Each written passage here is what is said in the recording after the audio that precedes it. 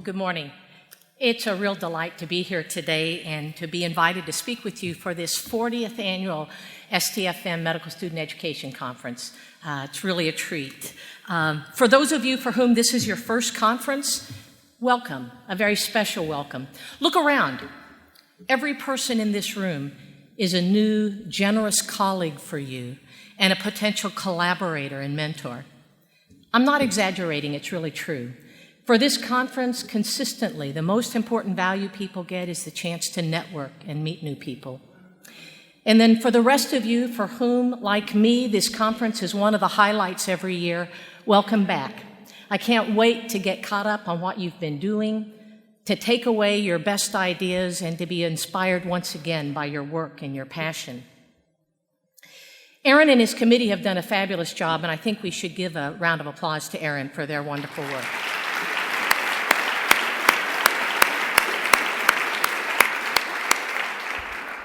I also appreciate that this talk was not listed among the highlights so that I can rest a little easier, I think, here. The theme of this year's conference is inspiring learners, with the acknowledgement that everyone here is a learner, and I truly agree with that. But it did make me pause. This idea of inspiring someone is really a pretty major responsibility. Is it even something under our control? And if it is possible, am I willing to accept that responsibility? Are you?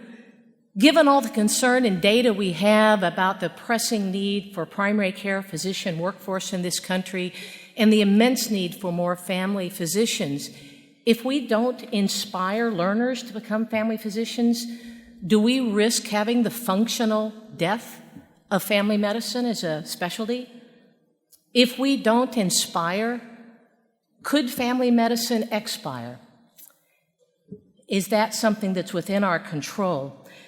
There's no question that what we do as medical educators have a significant impact on our learners, their attitudes, their perspectives, their socialization to this career, and their career choices. And I think there's also no question that we inspire each other, and that's a very important role as well. So in the course of our time together this morning, I'd like to examine this question and take some different looks at this concept of inspiration and expiration.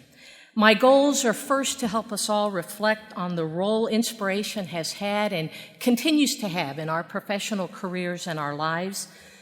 Second, I'll share some specific programs and people that have inspired me, and I hope they speak to you as well. Third, I'd ask us to consider the question of what should we pass on to our learners about their education, their career choice, and their lives. And fourth, I offered a challenge in the little abstract that I felt I had to answer. So I will offer up my top 4 family medicine educators' country and western hit songs that are chosen from the top 10 country and western songs of all times. And all I ask is that you settle back and listen with an accepting heart, an open mind, and use this time for some self-reflection. I like to always start with definitions. So inspiration, one of the definitions is the stimulation of the mind or emotions to a high level of feeling or activity, an agency such as a person or work of art that moves the intellect or emotions or prompts action or invention. So I'd like to examine who and what inspires us. So first, please consider the following question.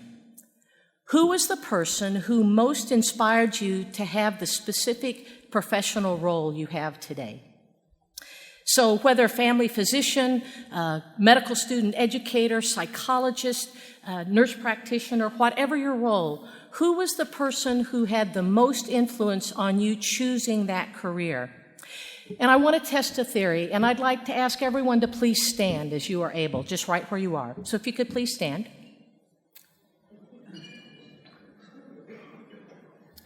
And it is a little hard to see out there, but I still want to test this. So I want you to sit down. Thank you. If the person who inspired you was someone who had that specific role.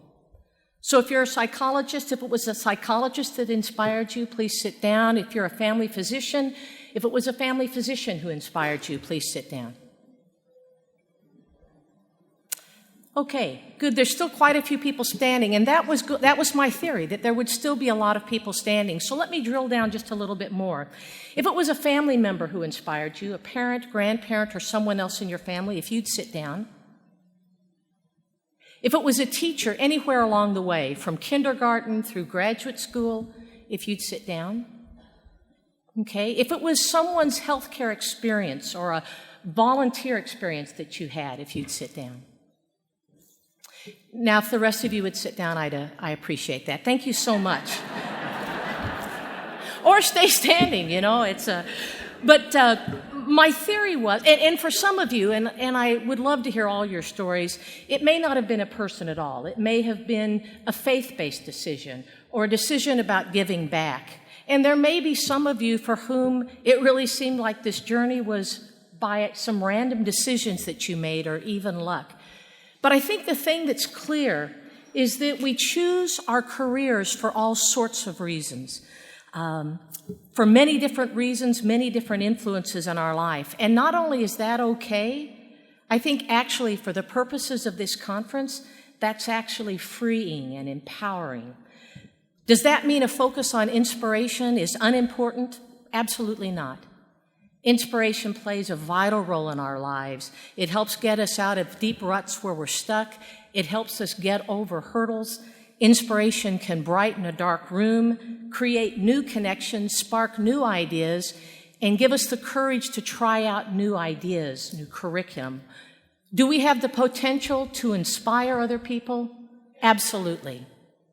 Do we always know when that inspiration occurs? I think absolutely not. So I'd like for you to do this now. You can stay seated the rest of the time, but I'd like you to just take a deep breath in and let it out. And another deep breath in and out. Another definition of inspiration is the act of drawing in. And I believe that inspiration, that drawing in, is a life-giving force and a sustaining force in the same way as that breath you just took.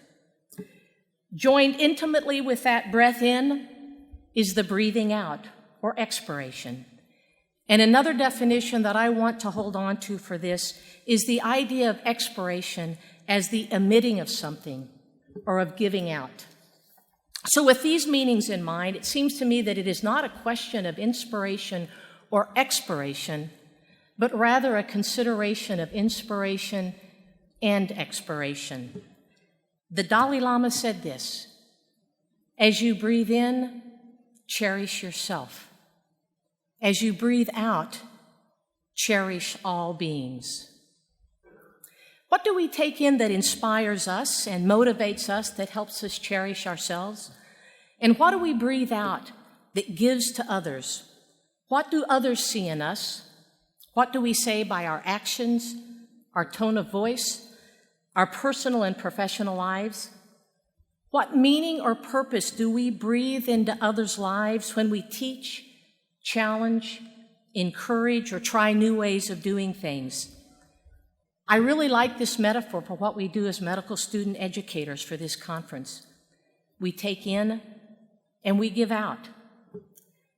We are often asked to be mindful, to slow down and to savor the moment, and I believe part of that mindfulness is for us to be aware of what inspires us, of what we take in. What are your sources of inspiration? Can you define them? Are there sources you revisit when you need your fires rekindled or your batteries recharged? Years ago, when I was a chief resident, I looked around and I saw a lot of stress in my fellow colleagues and our partners as we were trying to decide what to do after residency. And our brand new behavioral scientist, Vicki Straub, met with us and described the importance of balance and of making sure that we had activities and positive experiences in many different areas of our lives. Inspiration, expiration. Breathe in, breathe out. Cherish ourselves, cherish others. Take in and give out. I would like to look at 4 broad areas that I consider as my sources of inspiration, and ask you to consider what areas and specific examples you would choose for yourselves. And the more I thought about it, not only were these my sources of inspiration, but they were also the places where I tended to give the most as well. And I expect that that's true for many of you as well. So for better or worse, these were my areas of greatest influence. These were the areas in which I live and breathe in both directions. And the areas I chose were these: people, passions and interests, patients, and learners, and for the purpose of this conference, our students. I won't spend a lot of time on the first two areas because I suspect we are often more aware of the people and activities that inspire us and sustain us. But the first area is people. This is a crowded area for me, as I suspect it is for many of you, full of family, friends, role models, and colleagues. What people come to mind for you? Who is your inspiration and who do you cherish? The picture on the top left is my mother, who will always and forever be my greatest source of inspiration. The rest of the crowded picture is full of STFM colleagues who have made me better through their own innovations, encouragement, and collaboration. My home colleagues and leadership are clearly in this area as well, and I think we all know the importance of our leadership. And that brings me to my first family medicine educator's hit too. Stand by your chairman. And I think these lyrics are pretty telling. Sometimes it's hard to be a medical student educator, giving all your love to your chairman. You'll have bad times, and they'll have good times doing things you don't understand.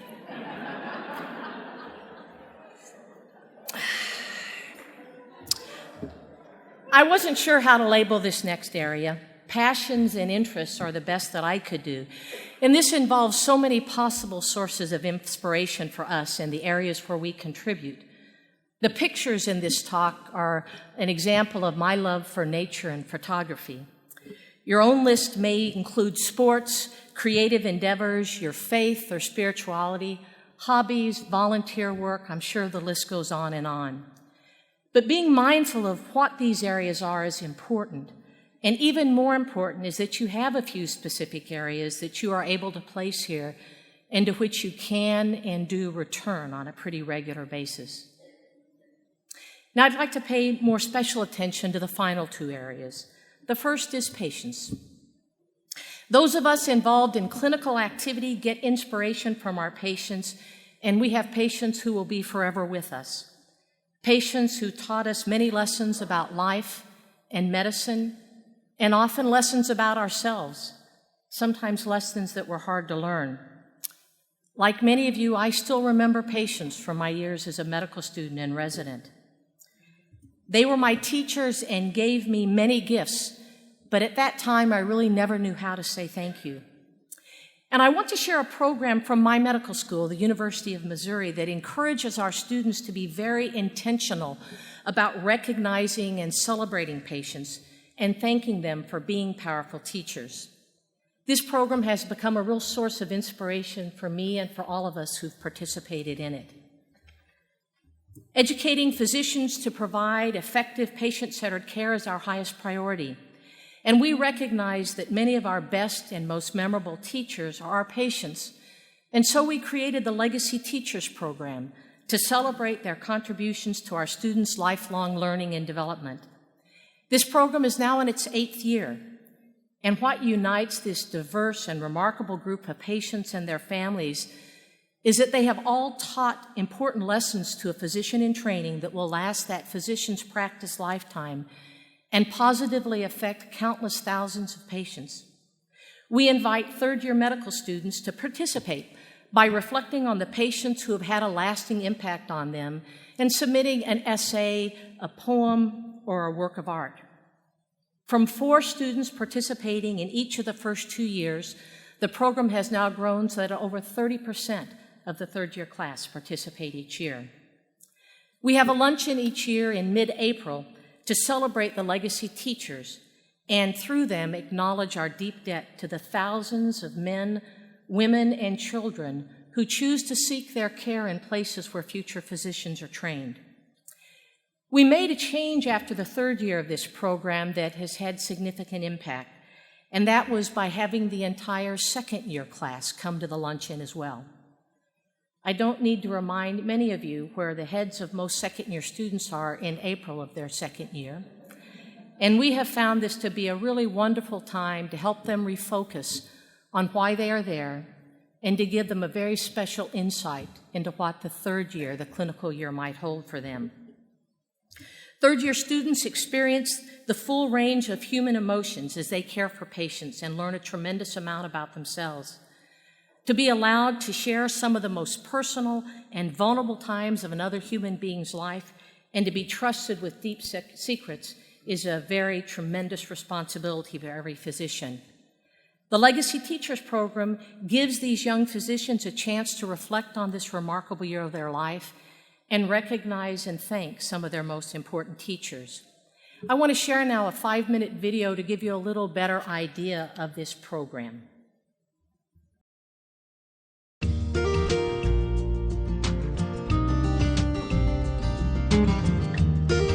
What's a legacy teacher? I'm a teacher. I was a school teacher, but I didn't know what a legacy teacher was. Now, I feel very honored to be a legacy teacher.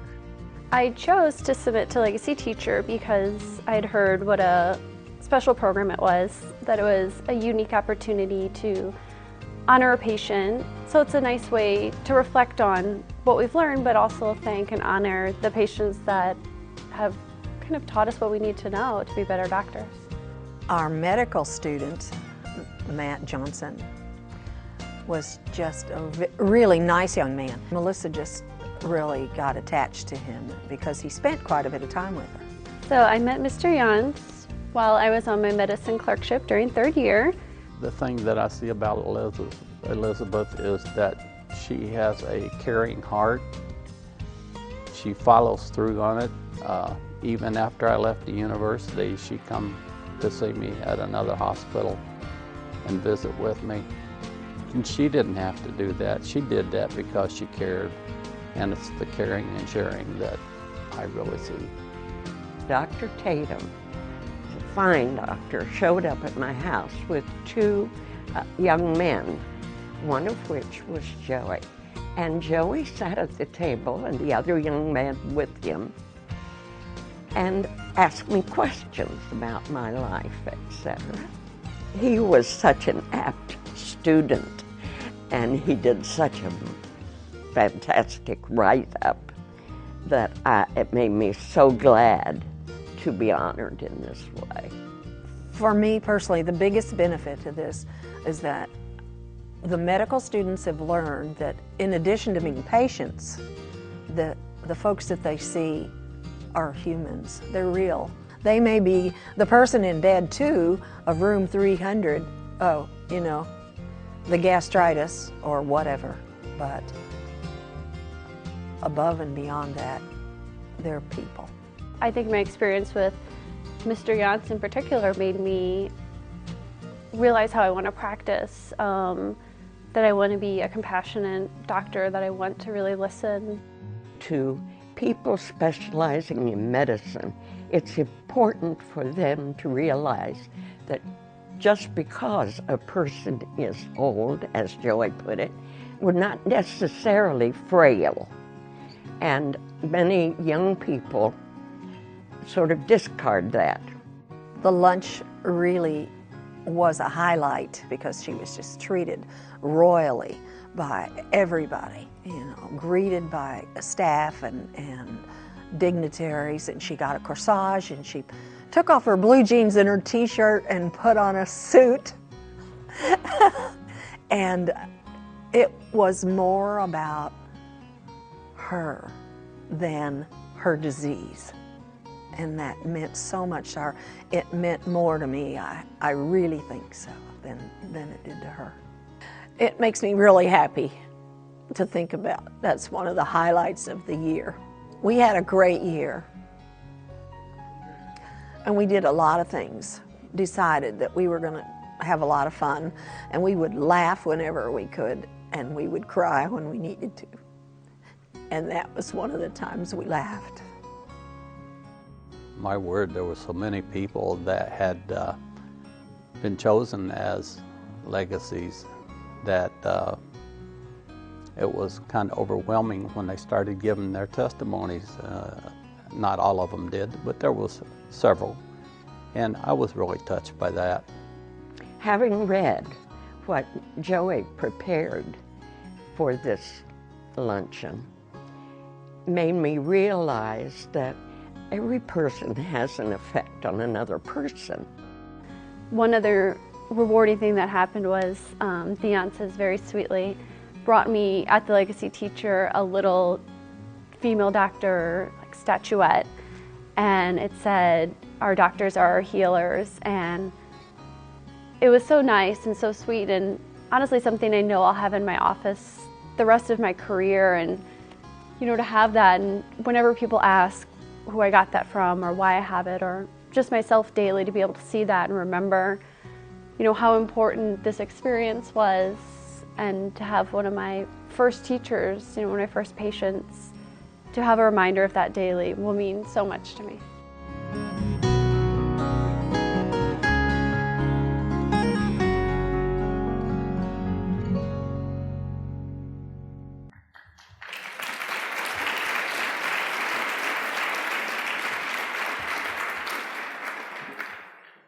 Thank you. It's been a very rewarding program. We knew that it was special, and Melissa, the one that her mother was talking about, actually, when her obituary appeared, one paragraph was devoted to the fact that she had been a legacy teacher. So now let's, the final broad area where we all live and breathe, and that is our learners. It's not always easy working with medical students, and I expect the students in the room would quickly add, it's not always easy working with our teachers. And I think both of those things are certainly true. What are some of the hard times for teachers? To have to reinforce professionalism when we feel there should be no need, to repeatedly answer questions about schedules, exams, feedback, and even sometimes to deal with parents. To have shared a profound truth or a clinical pearl with learners, and instead of a pause of acknowledgement and deep appreciation, to be asked if that will be on the test. But for me, I think the hardest times, or the times I have found most difficult, are when I have gotten to know students who I knew were destined to be fabulous family physicians. Even from the beginning, their vision of the entire patient and a life of service was very clear, that they were invested in that whole person. And these students had a mission and a vision that they could articulate. But these students instead became pathologists or dermatologists or radiologists without, I believe, ever really considering how those very different relationships with patients were not consistent with their expressed values. Students who seemed to focus on making a living and not on the more fundamental question of making a life. It would be interesting to contact those students now and to see what they thought about their decision and my concerns and impressions at the time. I would expect they would say that they're quite happy. But I think family medicine, and more importantly, thousands of patients and numerous communities lost out on the gifts and the service that they could have given as family physicians. I love what I do, but there are times, which brings me to the family medicine educators' top country and western hits 2, 3, and 4. Sometimes I think I'm too committed to my specialty and all it has to offer our country's healthcare needs, and that I have fallen into the ring of family medicine fire. Because family medicine is a burning thing, and it makes a fiery ring. Bound by wild desire, I fell into a family medicine fire, and it burns, burns, burns, the ring of fire, the ring of family medicine fire.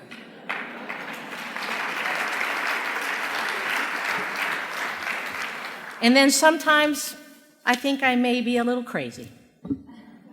Crazy for thinking my work could hold you. I'm crazy for trying, and crazy for crying, and I'm crazy for trying to get you to choose family medicine. And of course, when I see these women and men who would make fabulous family physicians, there's only one song who goes through my mind, and that is, "Mamas, don't let your babies grow up to be subspecialists."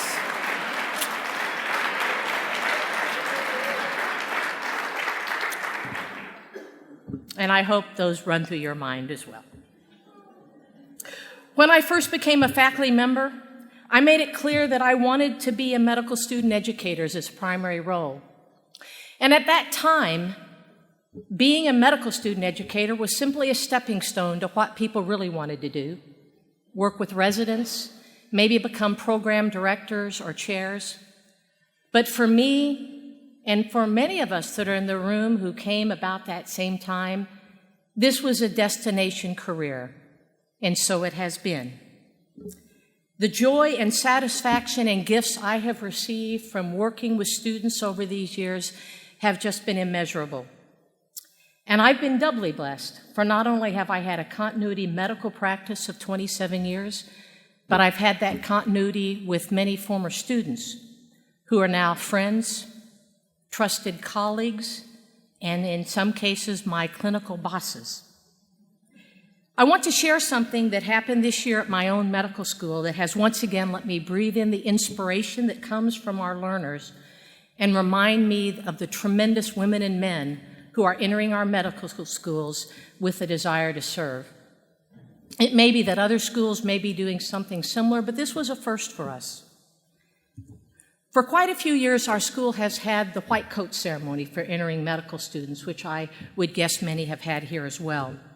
There's been some concern expressed over the time that there's kind of felt like there was an element of entitlement to that ceremony that seemed out of place.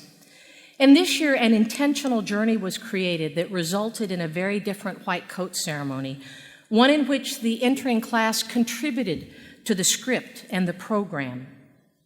The very first day of orientation, our entering students were asked to sit in random groups of 8, and they watched one of the legacy teachers' videos, as you just have done. And they were asked to write a response to the prompt, "What is the single most important experience that inspired you to consider a career of service in medicine?" Each group of 8 selected one of the writings to read out to the entire group. And while that was done, representative snippets of 4 to 10 words or so were chosen to complete the sentence, "I want to be the physician who." 2 days later, the class once again gathered. They watched another legacy teacher's video and reviewed our School of Medicine's 8 key characteristics, which emphasize becoming a patient-centered physician. They were asked to pick phrases, 8 phrases from the writings from that first day that correlated with the key characteristics they had just reviewed, and then use each phrase as a start to complete the sentence, "I want to be the kind of physician who." The following day, the class gathered, and they were presented with all the phrases from each of the 12 groups of 8, and they voted for 12 to be included in the white coat ceremony printed program and script. And at that ceremony, in front of family, friends, and faculty, this was the collective vision of those 96 students. Members of the class of 2017 want to be physicians who build deep and meaningful relationships with their patients to deliver care that incorporates each one's varying backgrounds, beliefs, and preferences. Physicians who value the contributions of fellow healthcare professionals and those of their patients and their families, who practice the art of medicine through equality, passion, and humility. Physicians who know critical thinking applies both to the science and the art of medicine, who educate, reassure, and inspire confidence in their patients, who are committed to social justice by providing care to marginalized or medically underserved, who care, comfort, and inspire hope in patients at all stages of life, who are able to reflect upon their experiences with patients and colleagues in order to recognize areas for self-improvement. They want to be physicians who, through self-reflection and assessment, possess the quality to constructively self-criticize in order to provide quality personalized care, who exhaust all possibilities to find a solution, but who know it's impossible to do everything, but an endeavor to do all within their abilities. And physicians whose journeys have just begun, spending their lives cultivating a love for learning and service. Wow, what a way to start one's career. What a wonderful reminder to all of us of the privilege we have to work with these young physicians, to teach them and to be taught by them, to breathe in, to breathe out. I now want us to come full circle back to people who inspire us. Sometimes they are people who we have spent many hours, days, or even years with. And sometimes they are people we have never met before. YouTube and Facebook are full of such inspirational strangers. And I want to conclude by focusing on two such people, because I think they exemplify what our role could and should be as we think about inspiring others. The first is someone I was fortunate to spend multiple days and weeks with over the course of the past 35 years. My dear friend and mentor, Dr. Sandy Cavanaugh. Sandy died 2 weeks ago, and his funeral service was yesterday in Brecon, Wales. And I hope you'll allow me a bit of a eulogy today. You see, he was a remarkable man and a father figure to me in many ways. He rode for Oxford, was a physician paratrooper in the Suez conflict, the son of a physician. He climbed mountains, he painted, he fished, but most importantly, he was a general practitioner and cared for the people of Brecon, Wales for decades. He helped train over 100 U.S. medical students and many general practice trainees. He was politically active, fighting for the right of GPs, and wrote essays for the BMJ. It is from a 1977 essay that I would like to quote today. And in it, a trainee would be the equivalent of a resident for us. And I quote, "It's no good, Frida. You've just got to wait till the whistle blows," was my father's encouragement to an old friend bewailing her longevity. When I found myself using the same phrase in front of a trainee practitioner, it brought me up with a jerk, this whole idea of vocational training. The very idea seems a little pretentious for the modest task of persuading young doctors to follow in our footsteps. Once a doctor has opted for general practice as a career, I wonder whether the great problem-oriented path, implying as it does that every problem has its solution, is the right one. Of course, everybody wants better GPs, more knowledge, fuller training programs to keep abreast of modern technological medicine. But finally, every patient is going to exhaust and be exhausted by the technology and become terminally ill.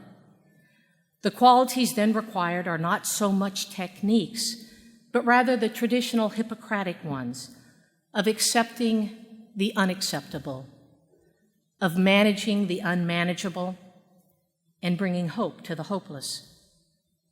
At present, these seem to be neither deliberately cultivated nor examined by even the most carefully modified essay question. Yet before visual aids, peer groups, or age-sex registers were even thought of, those who taught us passed on respect for a few old-fashioned virtues without using the paraphernalia we seem to now find essential. If we dissect our day-to-day behavior, the better part of it, it appears to be found as much on who these teachers were as the content of their expressions. Consciously or unconsciously, we have borrowed their expressions, habits, manners, and even mannerisms, and hopefully also a little of their dedication, stamina, philosophy, and courage. Sandy went on to challenge the reader to consider what virtues we should pass on to our learners and reckoned that if we have demonstrated those qualities, that when the whistle blows, our work will have mattered. These were a few of his examples, and I encourage you to think of yours. Expressions. A man bedbound in his final illness, reflecting on the universities in the 70s. They don't seem to think it's any part of their job to build up a fellow's character and give him some guts. In his time, this man had become a legendary trainer of young pilots. Habits. A teacher's insistence on method and punctuality in everything. Humor. Now we are in a mess, as a surgeon settled into an hour's repair of a disintegrating cecum in the small hours of the night. Manners. A physician choosing his words with infinite care as he explained the outlook, hopeless in 1954, to parents of a child with leukemia. His face, prematurely lined by 4 years as a prisoner of war, was even more eloquent than his speech. Stamina.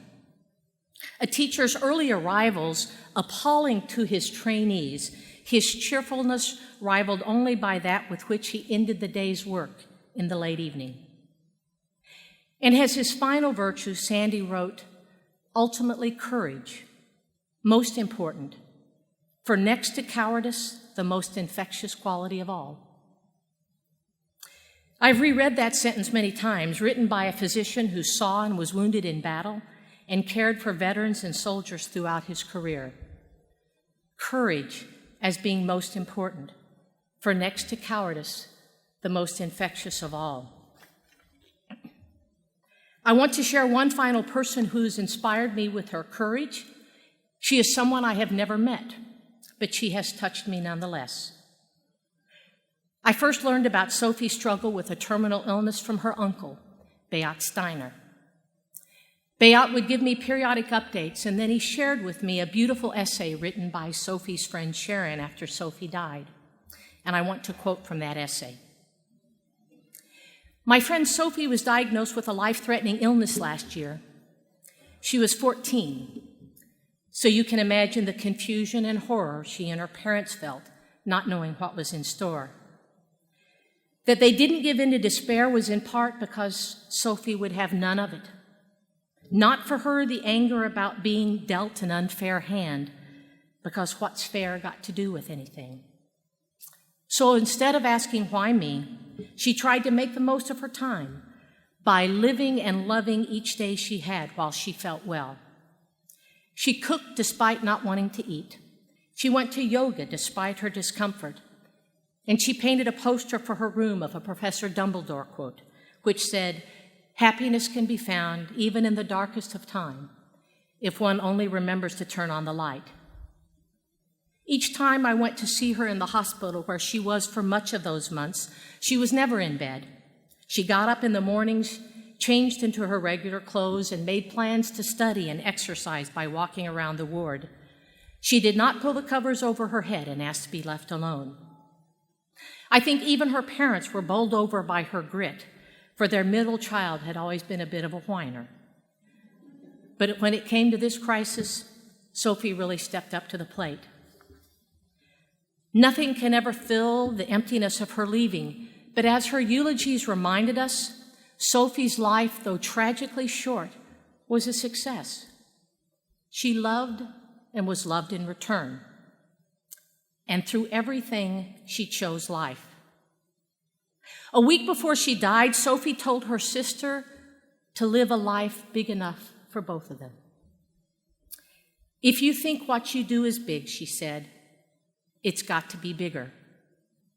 And as we said goodbye to her that day, I think many of us made a silent pledge to live big lives worthy of Sophie's memory. And then we hugged each other because we were all in this together. So for me, this idea of inspiring others comes down to this.